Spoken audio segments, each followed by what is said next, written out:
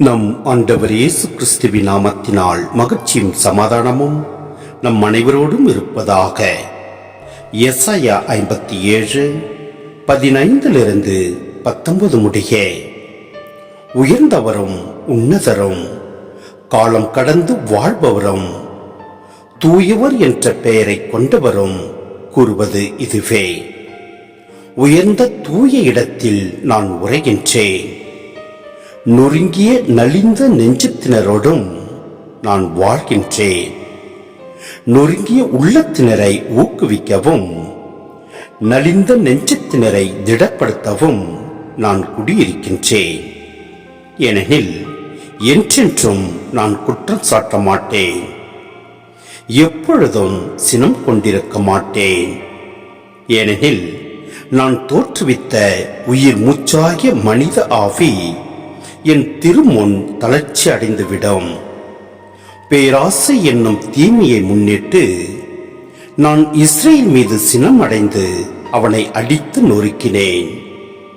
சீற்றம் கொண்டு என்னை அவனுக்கு மறைத்துக் கொண்டேன்.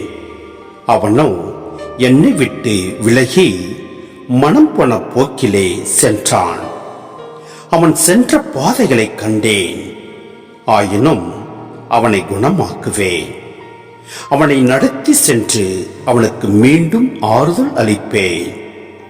அவனுக்காக அழுவோரின் உதடுகளில் நன்றி ஒலி எழச் செய்வேன். அமைதி தொலையில் இருப்போருக்கும் அருகில் இருப்போருக்கும் அமைதி என்கிறார் ஆண்டவர். அவர்களை நான் நலமடைய செய்வேன் என்கிறார் ஆண்டவர். சிந்தனை: கடவுள் தூய்மையானவர், விண்ணகத்தில் உயர்ந்த இடத்தில் வாழ்பவர். பெருமை கொண்டவரை விடுத்து தாழ்மையுள்ள நொறுங்கிய நெஞ்சம் கொண்ட மனிதர்களுடன் அவர் தங்குகிறார். மனம் தளர்ந்தவர்களை ஊக்குவித்து அவர்களுக்கு தேவையான வலிமையை அவர் வழங்குகிறார். இஸ்ரேல் மக்கள் பேராசை கொண்டு கடவுளின் வழியை விட்டு விலகி சென்றனர். அவர்களின் தீய செயலால் கடவுள் அவர்கள் மீது கோபம் கொண்டு அவர்களை தண்டித்தார். மனிதர்கள் மனம் போன போக்கிலே இறைவனின் துணையின்றி தனியாக நடந்தனர். மனிதனின் தவறான பாதைகளை கடவுள் கவனித்தாலும் அவனை முழுமையாக கைவிடவில்லை.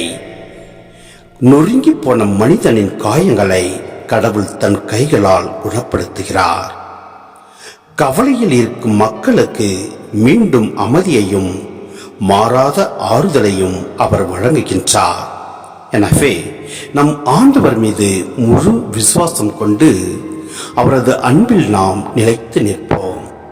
எல்லாம் வல்ல இறைவன் நம்மை நிறைவாய் ஆசீர்வதிப்பார். ஆமென்.